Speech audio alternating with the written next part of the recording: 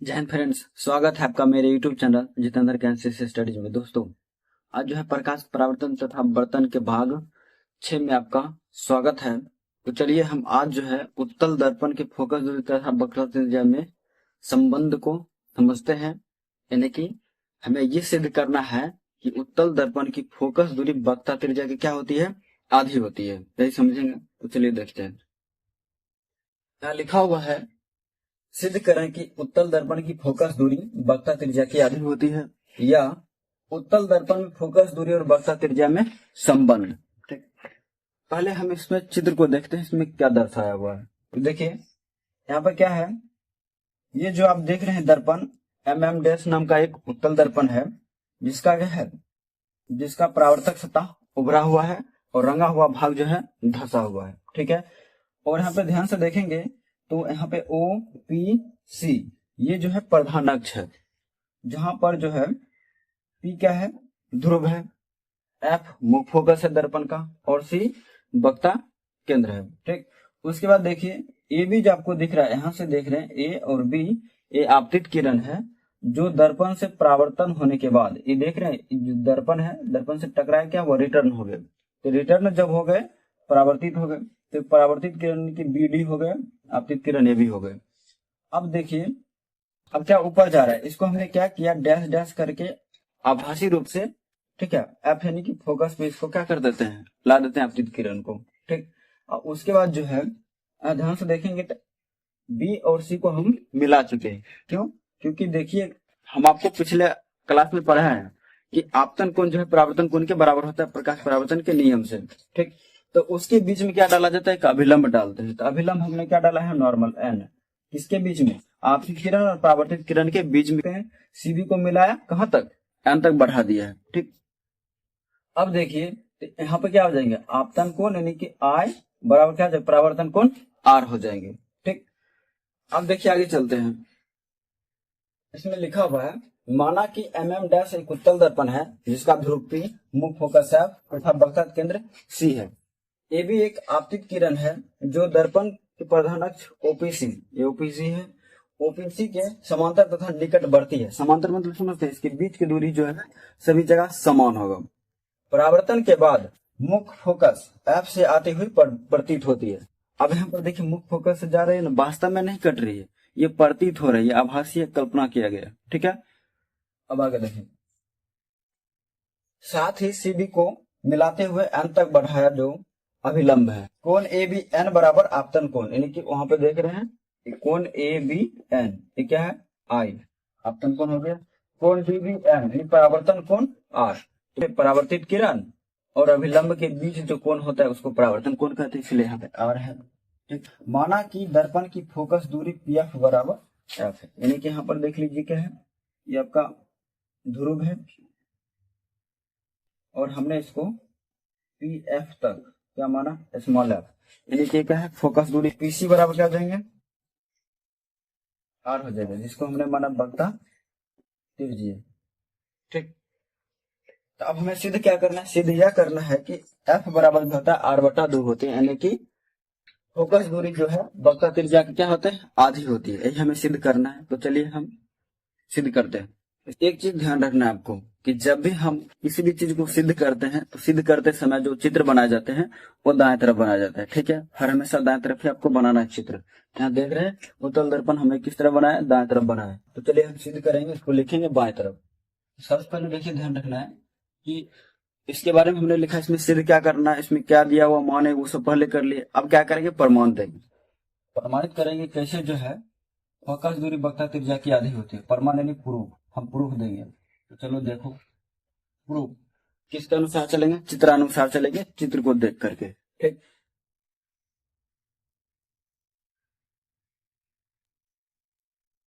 चित्रानुसार।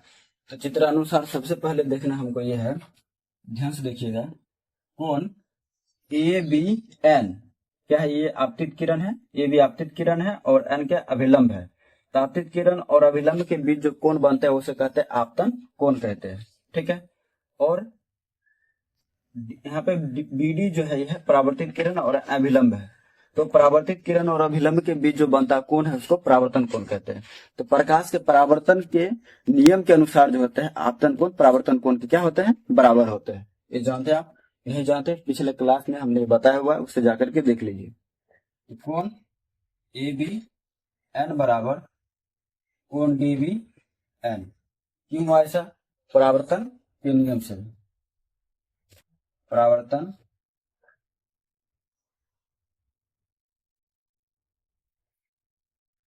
इसको हम मान लेंगे समीकरण फर्स्ट। ठीक, अब आगे देखिए इसी में ध्यान से, आप 9th में पढ़े होंगे शीर्षाभिमुख कोण। ठीक है, कैंची टाइप का इस तरह होता है ना, कैंची टाइप का। ये कोण जो इस कोण के बराबर होता है और ये वाला कोण जो है इस कोण के बराबर होता है। तो वही यहाँ पर नियम लागू होगा। ठीक, देखिए यहाँ पर अगर ध्यान से देखें ये कैंची जैसा है, यहाँ पे दिख रहा है आपको। तो ये कोण जो है कोण आर, कोण इसके बराबर होगा कि नहीं होगा? बराबर होंगे। क्यों? ये देखिए कैंची है, शीर्षाभिमुख कोण कैंची टाइप का कैसे है, ऐसे है। ये कोण इस कोण के बराबर होगा। तो इसको कैसे लिखा जाए? इसको लिखने के लिए हम लिखेंगे कोण डीबीएन, कोण डीबीएन। पुनः कोण डीबीएन बराबर क्या हो जाएंगे? कोण एफ बी सी, कोण एफ बी सी हो जाएंगे। ये क्यों हुआ? कारण भी देना है कि किसके कारण ये बराबर हुआ। तो ये होंगे परावर्तन, ये हो जाएंगे शीर्षाभिमुख कोण से, शीर्षाभिमुख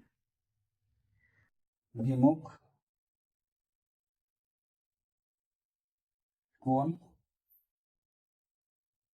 होने के कारण।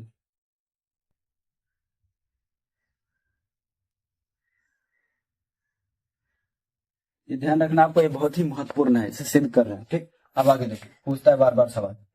अभी हमने देखा, अब एक चीज ध्यान से देखेंगे तो आप पाएंगे कि ए बी जो है क्या है, ओपीसी के समांतर है, प्रधान अक्ष के समांतर है।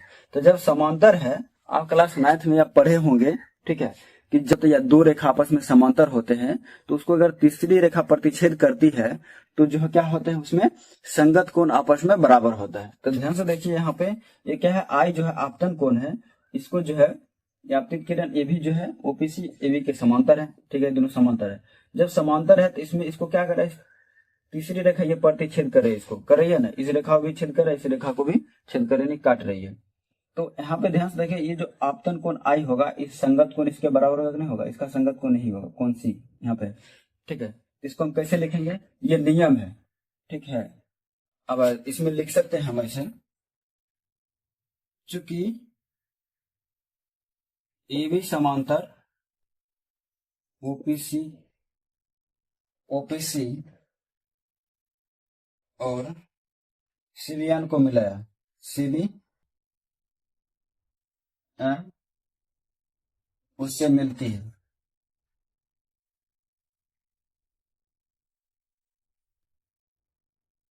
ठीक है, अब देखिए इसलिए यहां पर क्या हो जाएंगे, कोण ए बी एन, कोण ए बी एन बराबर कोण जो हो जाएगा एफ सी बी, कोण एफ सी बी। कारण क्या है? संगत कोण से। अभी हमने बताया संगत कोण से, संगत कोण से। ठीक है, इसको मान लेते हैं समीकरण 3। ठीक, अब हमें क्या करते हैं, समीकरण 1, 2 और 3 को तुलना करते हैं। और जब तुलना करते हैं ना, जो चीज सेम से मिलता है उसको छोड़ देते हैं, जो सेम नहीं मिलता है उसको हम लिख देते हैं। ठीक है, तो चलो हम देखते हैं।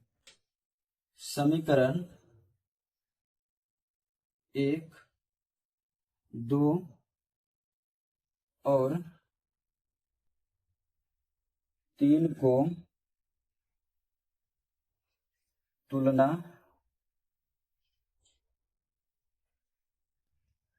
करने पर, जब हम इस तीनों को तुलना करेंगे तो ध्यान रहती ए यानी कि कोण ए बी एन और कोण ए बी एन, ये दोनों मिल रहा है, इसको लिखने की जरूरत नहीं है। अब आगे देखिए, कोण डी बी एन और कोण डी बी एन, ये दोनों मिल रहा है। तो मिल क्या नहीं रहा है तीनों में, तो कोण एफ बी सी और कोण एफ सी बी, ये दोनों मिल नहीं रहे, तो इसी दोनों को हमको लिखना है। क्या लिखेंगे? कोण एफ बी सी बराबर कोण एफ सी बी। ठीक है, ये हम लिख लेंगे।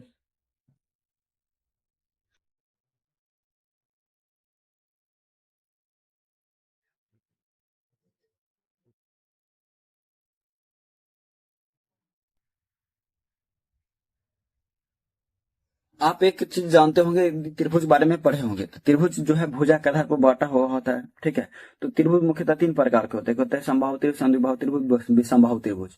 जिस त्रिभुज के कोई दो कोण, ये समद्विबाहु त्रिभुज होते हैं। ठीक है, तो जिस त्रिभुज के दो कोण आपस में बराबर होते हैं या फिर दो भुज आपस में बराबर होते हैं, उसको हम क्या कहते हैं? समद्विबाहु त्रिभुज कहते हैं।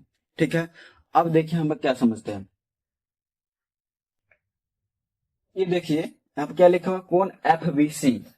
कोण एफ बी सी कहाँ पे है? एफ बी और सी, कोण ये वाला हिस्सा होगा। ठीक है, और कोण एफ सी बी, कोण एफ सी बी मतलब ये कोण इस कोण के बराबर है। अब देखेंगे कि ये जो है रेखा है, इस रेखा ने त्रिभुज का रूप लिया हुआ है। ठीक है, तो त्रिभुज के रूप लिया है, तो आप जानते हैं कि त्रिभुज यानी कि कोण जो होता है, कोण के सामने एक भुज आपस में बराबर होता है।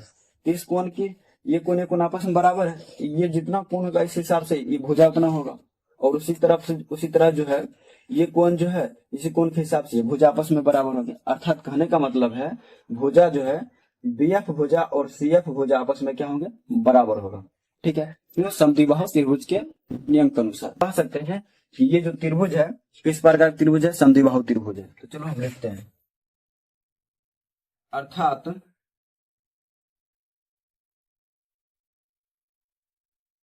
बीसीएफ बीसीएफ एक समद्विबाहु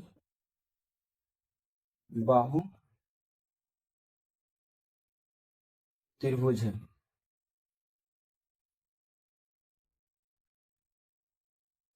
ठीक, तो चलिए हम आगे चलते हैं, इसी को आगे बढ़ाते हैं। स्क्रीनशॉट लेना है, ले लीजिए। हम लिखेंगे अर्थात बीएफ बराबर बीएफ एफ सी। ठीक,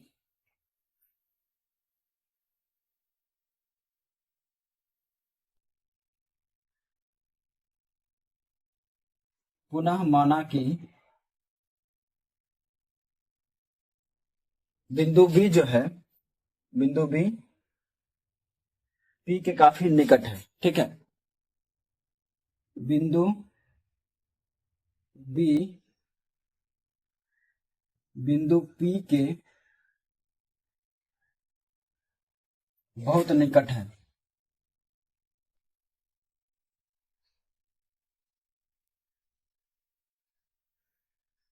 इसीलिए क्या हो जाएंगे? बीएफ बराबर पीएफ हो जाएगा।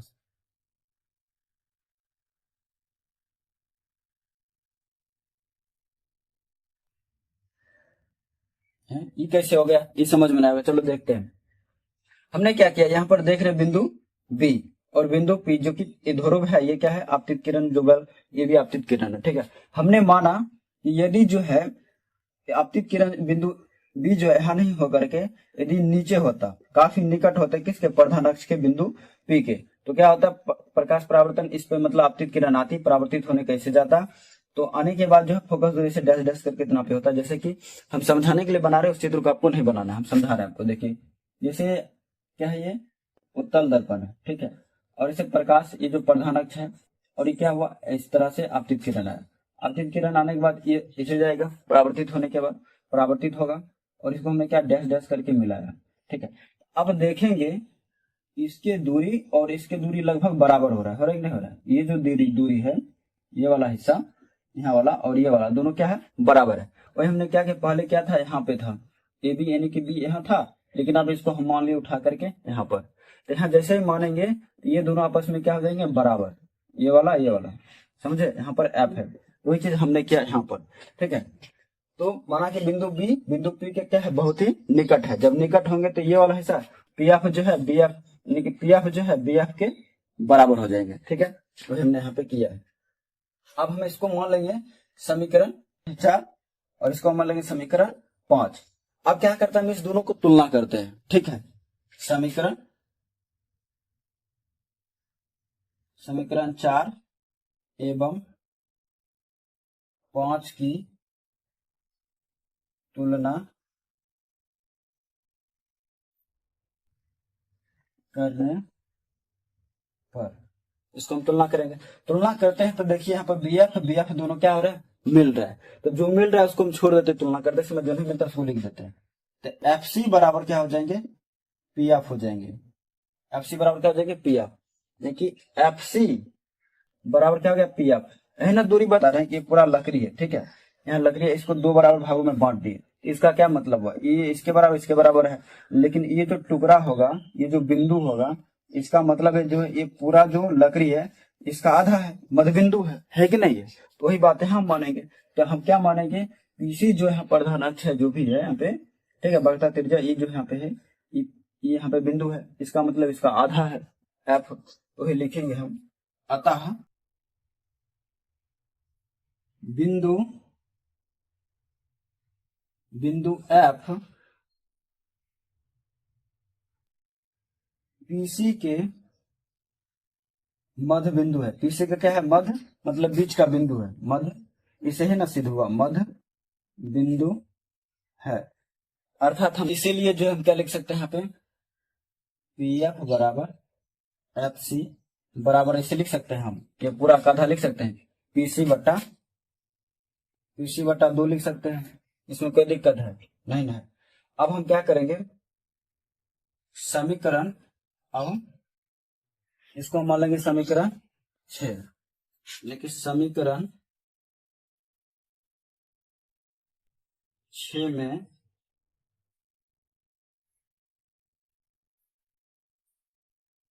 पी एफ तथा पीसी का मान रखने पर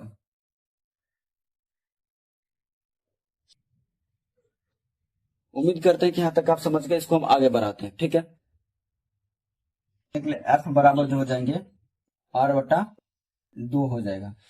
ठीक है, या फिर इसको ऐसे भी लिखा जा सकता है, ये जो इधर जाएंगे 2 गुना हो जाएंगे 2f, क्या जाएंगे 2f बराबर R हो जाएगा। अर्थात इससे में क्या सिद्ध मिला, यानी कि क्या समझ में आई, अतः उत्तल दर्पण की जो फोकस दूरी होते हैं, उत्तल दर्पण की फोकस दूरी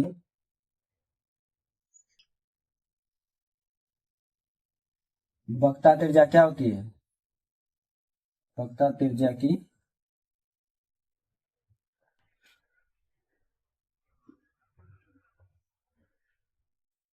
आधी होती है।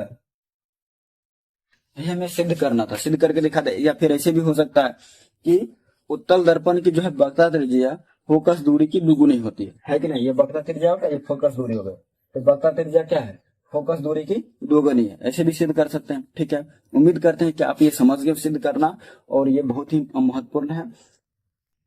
तो दोस्तों आज के वीडियो का ये अंतिम टॉपिक है, चलिए इसको समझते हैं। ये टॉपिक है क्या, देखिए ये टॉपिक जो है यानी कि अवतल दर्पण में प्रतिबिंब बनने के नियम।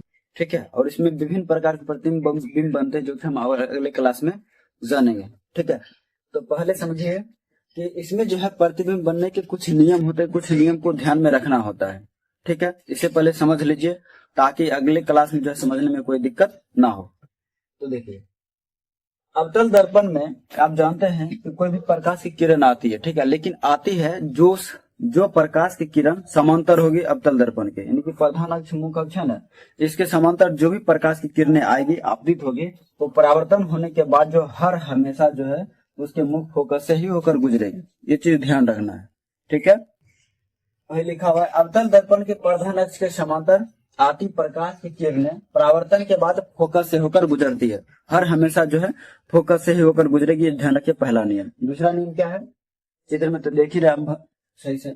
अब दूसरा देखिए क्या कहता है, अवतल दर्पण की वक्ता केंद्र से होकर जाने वाली प्रकाश की किरण पुनः परावर्तित होकर उसी दिशा में लौट जाती है। यानी कि अवतल दर्पण में प्रकाश की किरण यदि वक्ता केंद्र से होकर गुजरेगी, यानी कि आपतित तो होगी, तो पुनः जो है उसी दिशा में लौट जाते हैं, इधर उधर भागती नहीं है। जैसे कि हम जानते हैं दर्पण परावर्तन होने के बाद ऐसे से हो जाता है, लेकिन क्या होता है, वैसे होते हैं, ये भी परावर्तन है, लेकिन क्या हो रहा है, इसी दिशा में लौट जा रहा है। ध्यान से देखिए, ये क्या हो रहा है, यहाँ मान लीजिए दी है, ठीक है, और एम देखने का अवतल दर्पण है, ठीक, इसमें ये भी आपतित किरण है, क्या हो रहा है, ये जो है किस होकर गुजर रहा है, वक्ता केंद्र से होकर गुजर रहा है, तो वक्ता केंद्र से होकर के जा रहे हैं, फिर टकरा करके परावर्तित होकर के फिर उसी दिशा में आ रहे हैं। ठीक है, ये होते हैं जब प्रकाश किरण वक्ता केंद्र से होकर गुजरते हैं। ठीक है, अगला देखिए, तीसरा नियम कहता है अवतल दर्पण के फोकस से होकर गुजरने वाली प्रकाश की किरण परावर्तन के बाद प्रधान अक्ष के समांतर हो जाती है। यानी कि जब प्रकाश की किरण जो है, ठीक है, फोकस से होकर आएगी, यहाँ देखिए, यहाँ वक्ता केंद्र से आया तो वक्ता केंद्र पे रिटर्न हो गए। यहाँ देखिए, यहाँ क्या हो रहा है, प्रकाश की किरण जो आपतित हो रही है फोकस से होकर के आ रही है, समांतर नहीं आ रही है। ठीक है, लेकिन फोकस से आई तो क्या हो रहा है, इसे समांतर से होकर के गुजर गई। यदि समांतर आया तो फोकस से होकर गुजर गया, है कि ना, ये चीज ध्यान रखना है। ये देखिए, आया समांतर, अब आया फोकस से होकर गुजरा समांतर से होकर, यहाँ देखिए आया समांतर और गुजरा फोकस से होकर। ठीक है, और इसमें जो है वक्ता केंद्र से आया है, वक्ता केंद्र में ही रिटर्न हो चुका है। यहाँ पे कोई दिक्कत इसमें है नहीं, ये चीज ध्यान रखना। अगले जो है अगले भाग में समझेंगे प्रतिबिंब कहाँ बनता है, कैसे बनता है, कितना बड़ा और कितना छोटा बनता है। तो चलिए आज के टॉपिक को भी समाप्त करते हैं।